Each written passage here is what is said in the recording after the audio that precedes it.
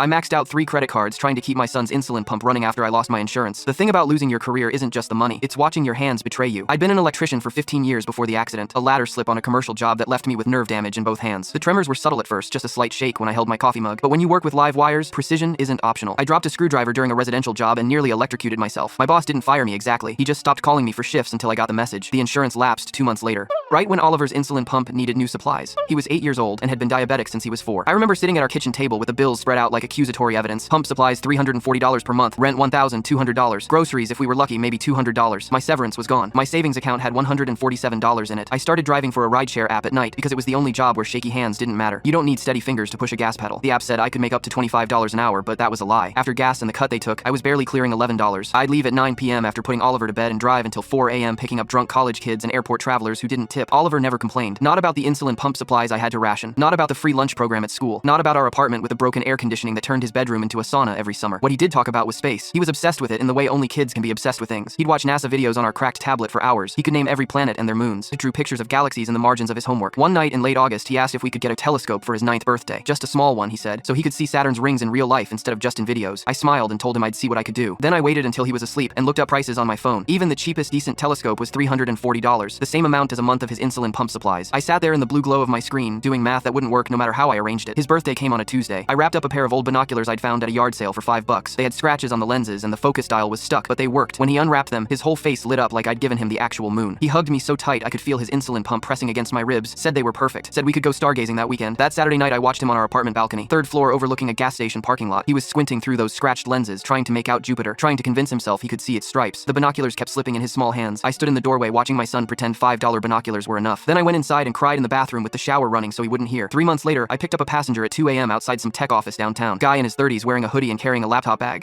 He was exhausted and chatty in that delirious late-night way. Started talking about electrical systems in his startup's new building and how the contractor kept screwing up the server room wiring. I mentioned I used to be an electrician, explained some of the common mistakes contractors make with high-voltage systems. He got quiet. Then he asked if I'd be willing to consult on a project. I thought he was just being polite, making conversation. 2 days later he called, said they needed someone who understood electrical systems, but could also explain them to non-technical people, could translate between the engineers and the contractors. The salary he offered was double what I made before the accident. I stood in my kitchen holding the phone thinking it had to be a mistake, some kind of scam. It wasn't. Last week Oliver asked if we could drive out to the desert for the weekend. I said yes and packed the car, loaded a cooler with sandwiches and water. When we got there, just as the sun was setting, I told him to check the trunk. He opened it and his hands started shaking. Sitting inside was a computerized telescope with GPS tracking and a camera attachment, the kind that could photograph Saturn's rings, the kind that cost more than 3 months of insulin supplies. He looked up at me with tears already streaming down his face and then he saw it. Mounted on the side of the telescope was a small engraved plaque that read, "For Oliver, who never stopped reaching for Saturn even with scratched lenses." He collapsed into my arms, sobbing so hard his whole body shook and whispered, "You remembered, Dad. You remembered Saturn the whole time." I held him there in the desert dust while the stars came out above us.